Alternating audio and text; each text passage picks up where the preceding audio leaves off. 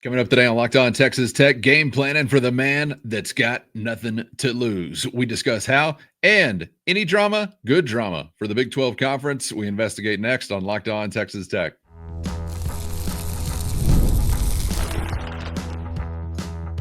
You are Locked On Texas Tech, your daily podcast on the Texas Tech Red Raiders. Part of the Locked On Podcast Network, your team every day. Great to be with you again on Locked On Texas Tech on the Locked On Podcast Network, your team every day, always free and available on YouTube or anywhere you get podcasts. And thanks as always for making us your first listen. Today's episode brought to you by Mazda. And just like there's more to every player, more dedication, more attention to detail, there's more to a Mazda vehicle. Stay tuned later in this episode for highlights in this week's Moving the Game Forward with Mazda. Move and be moved with the only Chris Level. I'm Casey Cowan. Chris, great to be back with you once again. And on today's episode, we are looking ahead, of course, to Saturday morning. We'll get to setting the table for Red Raiders and Kent State. I also want to discuss a broader story playing out in the Big 12 Conference involving a little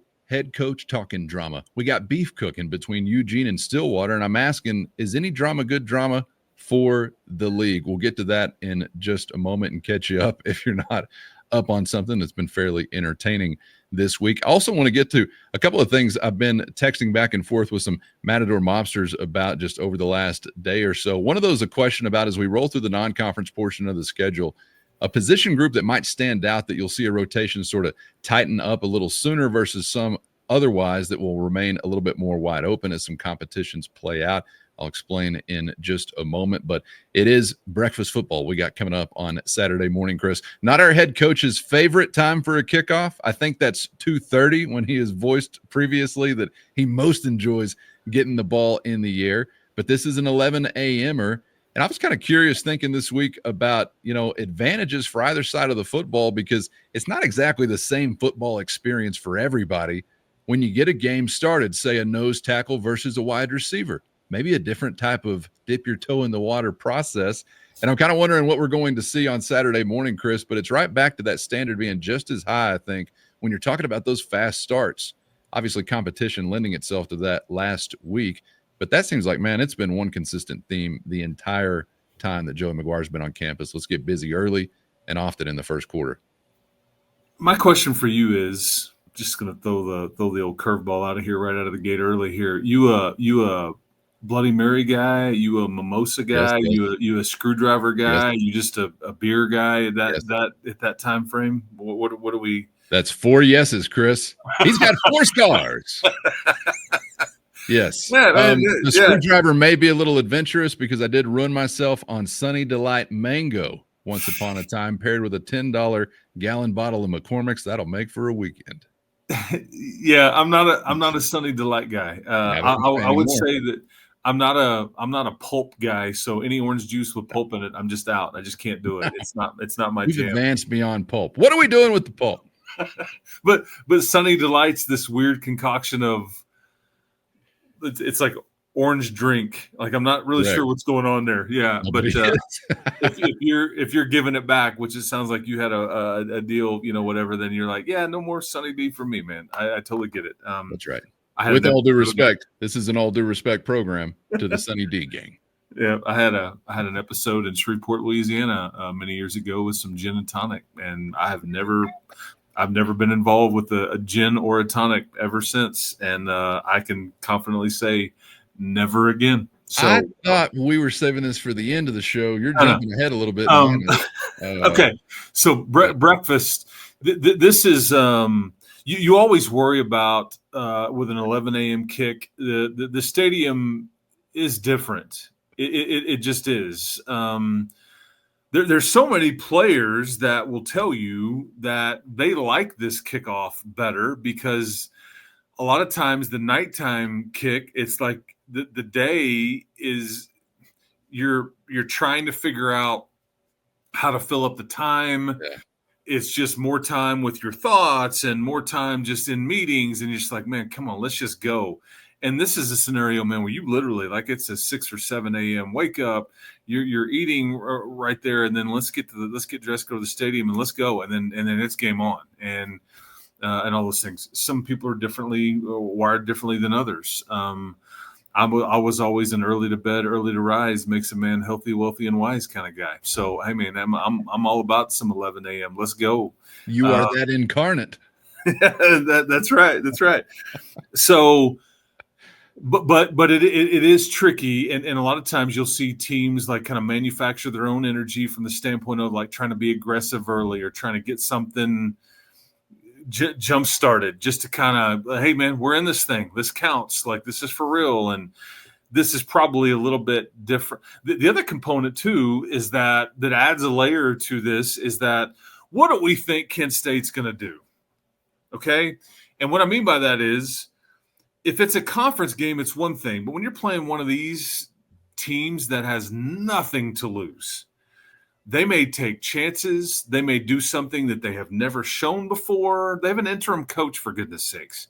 There's no telling. So that's an element of, okay, it's early. Maybe not everybody's in the stands yet. Maybe it's not full yet. We're just kind of getting going. I need to kind of wake up a little bit here. But there's also the be on edge component, because you may see, Kent State just say, screw it. We're shooting from the hip. We got nothing to lose here.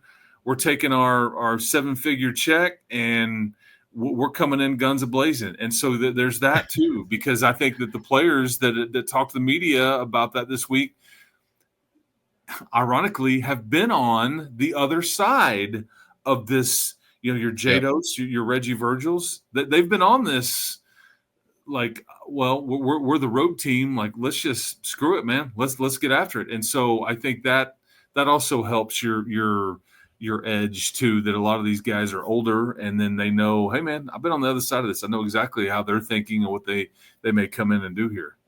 Yeah, no doubt. And I'm also considering, the thought that, like I said yesterday, they are hotter than hot right now, hotter than they've been in any kind of recent memory. They're probably listening to Jerry Reed on the way to town. When you hot, you hot.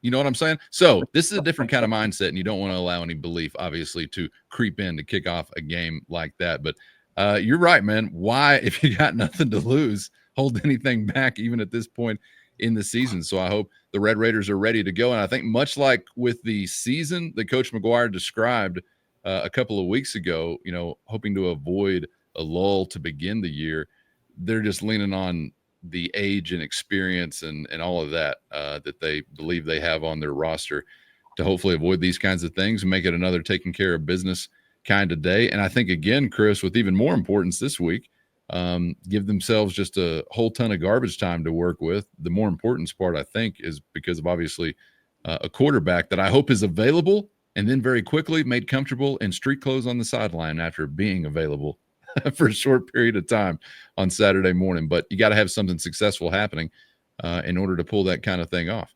I don't know, as we talk about looking ahead to what you may see Saturday from Kent State, how do you go about it if you are Texas Tech trying to glean what you might prepare for, Chris? I'm curious what they're even talking about, going back to looking at these guys last year to now 1 week's worth of evidence, I guess, turned in. But yeah, an interim tag is in the mix. So preparing for these guys could be kind of a wild card sort of experience, I guess. Well, and that's also, you have a coach trying to keep his job. It's like, hey man, I've got this interim tag in front of my name. And so, but if I pull off something crazy here, I think my odds of keeping this thing may improve dramatically. Now, that's a bit far-fetched with everything. At some point, you settle in. Football games are long, but you just have to be prepared for a little bit of everything. And I think what the players talked about, though, especially the ones that had played against Kent State last year, they were critical of their effort level last year. And I think that one or two of them even were like, yeah, we probably weren't even as prepared as we needed to be to play them, almost saying we kind of overlooked them, and they still beat them by 30 plus. Yeah. But I think what they're seeing, even if it's just a win over Merrimack, when you've lost 21, 22 in a row, whatever it is, you just feel good about yourself, right? And the effort on tape showed up. So this is an overmatched team coming in here. There's no doubt about it. They have no advantages at any position on the team, but nothing to lose, and you have everything to lose, and that's the scary thing about these kinds of games. So I just think you need to be prepared for, maybe an improved effort, and then you're combating, potentially. I don't want to say that it's going to be like this. I just think that 11 a.m.ers are typically trend this way, where it's kind of a flatter atmosphere, and Sure. I think that Joey, these are harder jobs as a coach with the time and all that stuff, because you can't just snap your fingers and put everybody in the stands and lather them up. It just doesn't work like that. So anyway, but for a lot of the kids that you brought in here, if say there's 45 in the stands, that's very conservative. Maybe there's way more than that, but that's still double and triple what they were playing in front of last year with a lot of the older guys that were brought in here. So we shall see. But I do think it's something, and it's something that Coach McGuire will talk to his guys about all week, and you'll hopefully it's a mature group that I think it is, and we'll kind of see if you hit the ground running or not. I wanted to throw this question at you from one of our Matador mobsters, talking about roster utilization and the names we'll see involved on Saturday. This is from Owen. First, today's episode brought to you by Upside. Red Raider fans, are you still paying full price for gas? Stop leaving money behind and get real cash back every time you fill up with the free Upside app. Just download the free Upside app in the App Store or Google Play Store right now and start earning cash at the pump today. And you can use our limited time promo code FOOTBALL and get an extra 25 cents back per gallon on your first fill up. You can make up to $300 a year just from buying the gas you already needed. You might think it's too good to be true, but it's totally legit. Real people are getting paid just to make their daily commutes, and you can too. Plus, you can cash out anytime to your bank account, PayPal, or an e-gift card for Amazon and other brands. So don't let this offer drive on by. Download the free Upside app now and use our limited time promo code FOOTBALL for a limited time 20-cent per gallon bonus. That's our promo code FOOTBALL for a limited time 25-cent per gallon bonus. Offers vary by user and location. Go to upside.com for terms and conditions. Today's episode brought to you by Mazda, and this is Mazda's Moving the Game Forward, brought to you by those who believe it's not just about playing the game, it's about redefining it, because these moments do more than win. They push what's possible. They remind us to go that extra yard and shift into that extra gear and keep moving the game forward. This week's moment, well, it was kickoff for me. Tech and Arkansas Pine Bluff, which pretty well made the 60-point route a formality afterwards. But without that kickoff, we literally could not have then proceeded to score 67. When you follow what moves you, in this case a kickoff, the unexpected is only the beginning. And just like there's more to every highlight, there's more to a Mazda vehicle. Mazda, move and be moved. Owen is asking, he started by saying he was surprised to see some of the names that stayed involved later in the game last week, some of the names that didn't get involved actually earlier, so it's a bit of both ways there. He was curious for your thoughts on how the coaches actually try to go about utilizing and experimenting with some of that depth in games like this, and do you think there are some position groups you'd point out that we'll see that rotation tighten up with in a big way over the next couple of weeks? So Coach McGuire mentioned on his coaches show last week, and I think he actually talked about this after the game against UAPB, and he made the point, and I think it's a subtle nuance that you need to pay attention to when you're asking about this kind of question. I don't know how long this will last, but he did indicate, I want to be very intentional. And so the way this works is, because I think people think the head coach or coordinator ultimately decides who's playing. And a lot of times this falls to the position coach. They decide who's in there and who, all these things, right? It just kind of, there's too much to manage, and they're the guys that are grading and evaluating, and that's their job, is like to decide, who's in and when are we subbing in and who's had a good week and all that, because it's a constant evaluation. But Joey made the point to say, I've told my staff I want them to be very intentional about when we start subbing in, I want Micah Hudson to be in, who backs up Reggie Virgil. I want him to be in with Caleb Douglas and Coy Aiken. When we put TJ West in, I want Reggie Virgil and Coy Aiken in. So like it's like a subtle sub.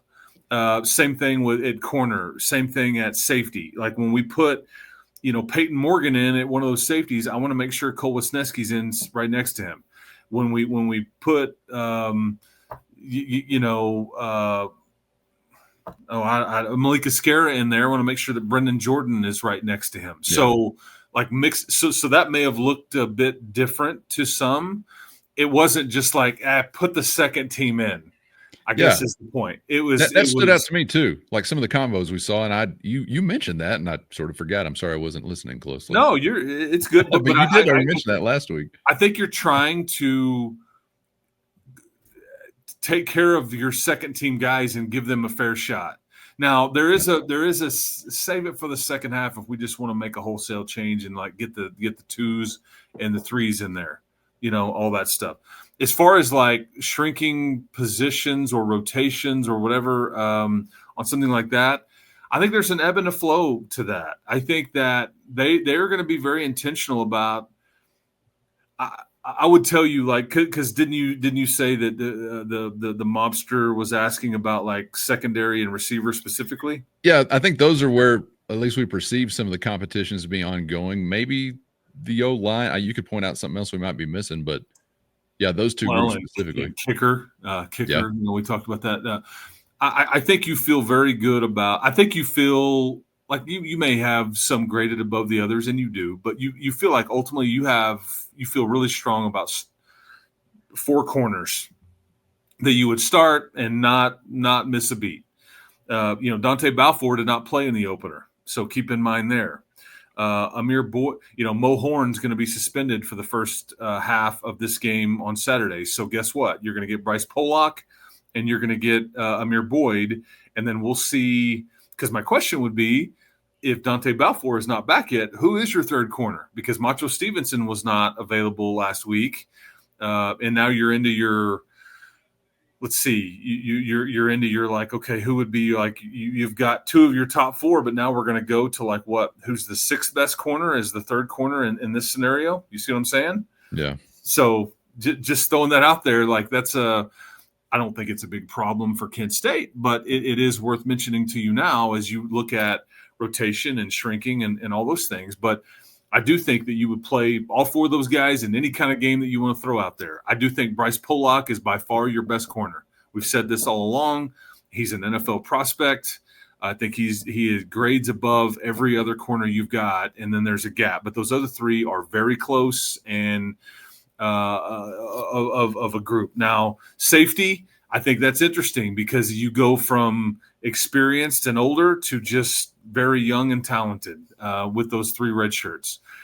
But you're going to have to play more than 2 safeties all year. That's just the way it's going to go. And so those three freshmen, redshirt freshmen that are very talented and that were highly recruited and all the things, they're going to get some opportunities. So I think there's a happy medium on shrinking that rotation or not, because I think you've got to play a 3rd and a 4th guy, and you may get into a 5th guy and all those things. So I don't necessarily know if we'll see those rotations shrunk. I do think you could see some 80-20, 90-10 scenarios where, like, man, Bryce Pollock needs to play all these snaps. There's 75 plays in a game.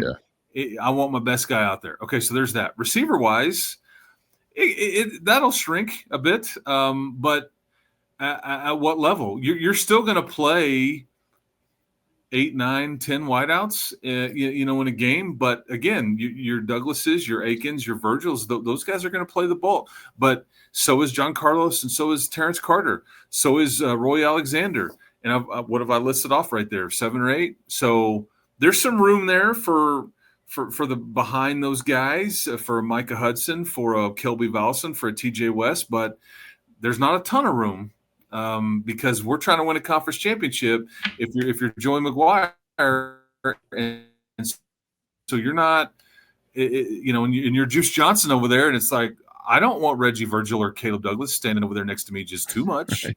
I mean, and Coy Aiken too. So, yeah, some of those spots kind of lend themselves more to not really seeing it shrink dramatically, of course, as compared to some right. of the others. But you hopefully will still have time to continue to tinker or whatever way you want to describe it Sure. with what you're trying to get lined out over these next couple of weeks. This is, as I've already said, in all due respect, podcast, so we overlook no opponent. But it's Kent State coming to town Saturday morning, so I'm hoping for ample garbage time to see your legs stretched roster-wise, just like you had last time around. Chris, before we get out of here, I do want to make a hard left with you just for entertainment's sake for just a moment. I'm curious if you've paid any attention to the conversation ongoing between a pair of dueling head coaches, one of those in the Big 12 Conference that are going to be squaring off coming up, that being Mike Gundy and Dan Lanning, Oregon and Oklahoma State, soon to get together. And I guess it started with Mike Gundy essentially bemoaning the state of college football right now. He's mad about the cash and the NIL, which is weird because he used to have one of the biggest cash cows at his behest, but that's another story.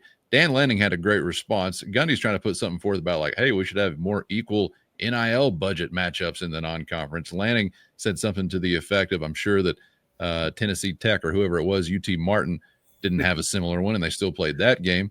And Lanning succinctly pretty much said some are invested in winning, some aren't, and they use that as an excuse as to why they don't, which was a bit of a capper to me. But I was kind of curious if you were paying attention to this, and I just wanted to ask in general, for the Big 12 Conference specifically, not the SEC, not the Big 10, not everybody, but for the Big 12 Conference, mixing it up a little bit like this, good for the league, you think? What's your reaction? First, today's episode brought to you by DoorDash, and it's almost the weekend. Time to look back and crown this week's MVP, Who Delivered, powered by DoorDash. And just like you can win every Saturday with DoorDash Streaks, saving more every time you order, these players delivered when it mattered most. This week for Texas Tech, it was the QB, Baron Morton, 16 for 18, 201 yards, 4 touchdowns, no interceptions, only one hyperextended limb. You can't ask for much more than that. And just like Baron Morton delivered for the Red Raiders, DoorDash delivers for your Saturdays. And DoorDash Streaks, that's going to help you save every Saturday you order, so you can stack it up all season long and wind up saving up to $250, including $100 in DoorDash credits. Order this Saturday, keep the streak alive, and keep the winning alive by fueling your game day only with DoorDash. Terms apply. Promotional period through November 18th. First, today's episode brought to you by FanDuel, and the NFL season is almost here, and FanDuel is making sure you're ready for kickoff with a can't-miss offer. Right now, new customers can bet only $5, and if your bet hits, you're going to get $300 in bonus bets to use anywhere, all across the app. And, of course, the FanDuel app, by far the quickest and easiest way to add electricity to your NFL Sunday. Ready to play? Download the FanDuel app now by visiting FanDuel.com to get started. That's FanDuel.com to place your first $5 bet at FanDuel.com. Mixing it up a little bit like this, good for the league, you think? What's your reaction? Yeah, I would say to you that it was very interesting for Gundy to say this. I think that tone and context is important but I think that he was clearly not really taken out of context in this instance. It's also, and I thought Dan Lanning is dead on. That's not my I just get real uncomfortable when people start throwing shade or talking about the way somebody else's program is run. You got your own job, you got your own program. You don't like the way it's run, then do something about it or go find another job. I didn't like it when a certain other Big 12 coach took a shot at one of your commitment scenarios over the summer. And I thought it was quite ironic because they were throwing some shade about your NIL activity when they were doing the same thing last summer and outbidding you by 2 or 3 times for players. I just don't. Again, if you don't like it, but keep that, put that in your holster, man. Like I just don't like. You got your own program to run and coach, and I just nobody made any of these people God to where they get to judge all how others are handling their business. Coach your own program, coach your own kids, deal with your own administration, raise your own money, and then spend it how you want. But yeah, Oregon's going to do terrible things to Oklahoma State this weekend. It's going to be not good for the league. And I think Mike Gundy probably knows it. Maybe this is his way of saying to folks in and around Stillwater, there's a big discrepancy here. And there is. But that's not Dan Lanning's problem. Dan Lanning went and got a really good job, and one that's well-funded and well-resourced. They spend their money wisely, and they're in they're trying to contend for, conference and national championships. That's not, so Oklahoma State, for many years, they benefited from T. Boone Pickens, who you were saying. It's also not lost on me that, because I think Mike Gundy is very refreshing. I don't agree with everything he says, but we should like this because there's not a lot of filter there, and it's not coach speak. But The irony of all ironies is that when he was 40 years old, he had the rant, "I'm a man, I'm 40," and went crazy. 18 years later, he's commenting about a non-conference game where there's a massive discrepancy between, the program that he coaches and the one that he's about to face.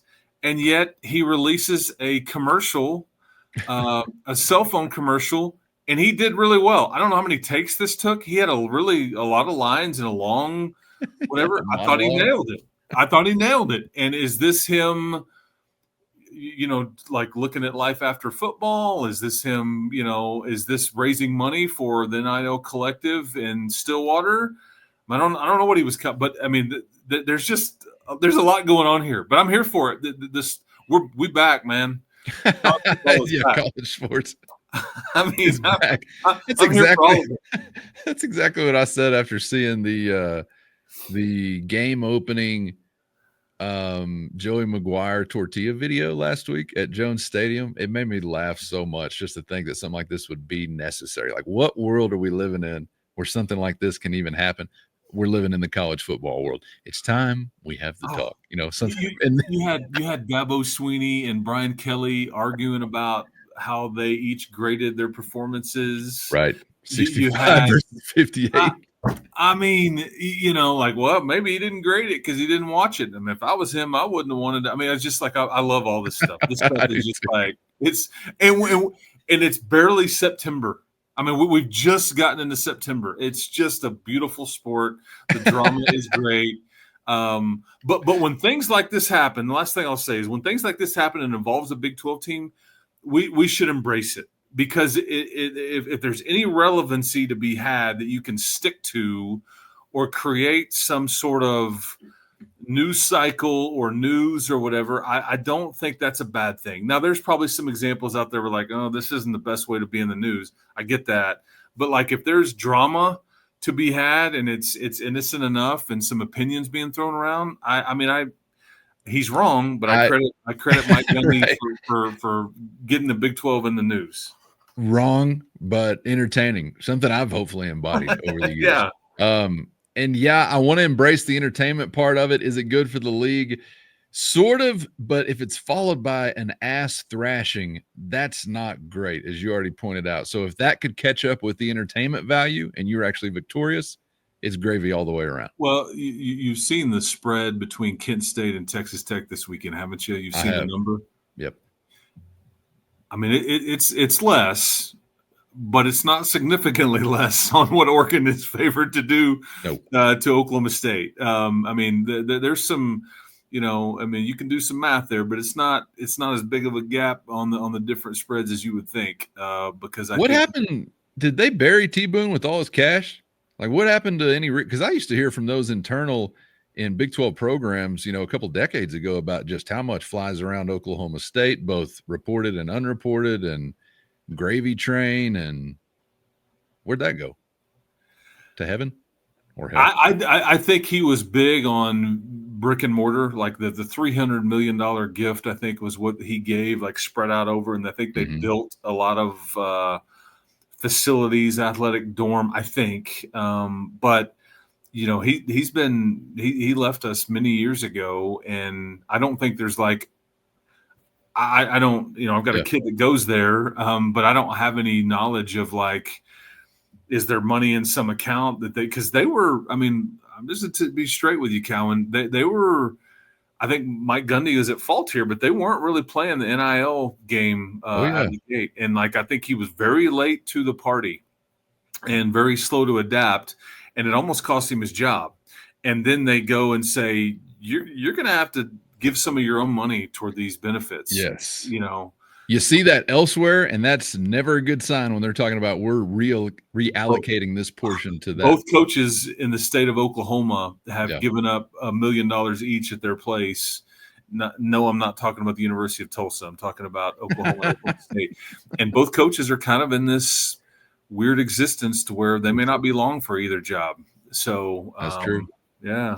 T-Boone been dead for a long time. He's been a long time gone.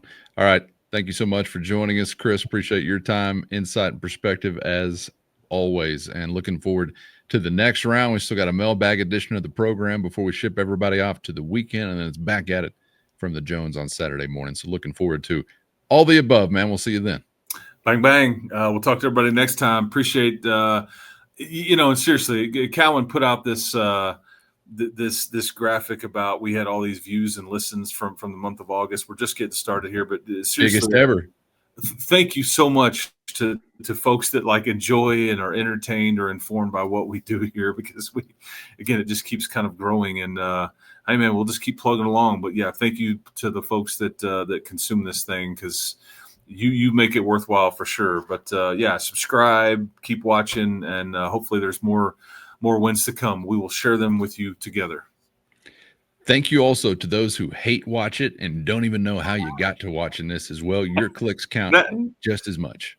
Appreciate all of the above. You're all part of the Locked On Texas Tech fam family, whether you want to be or not.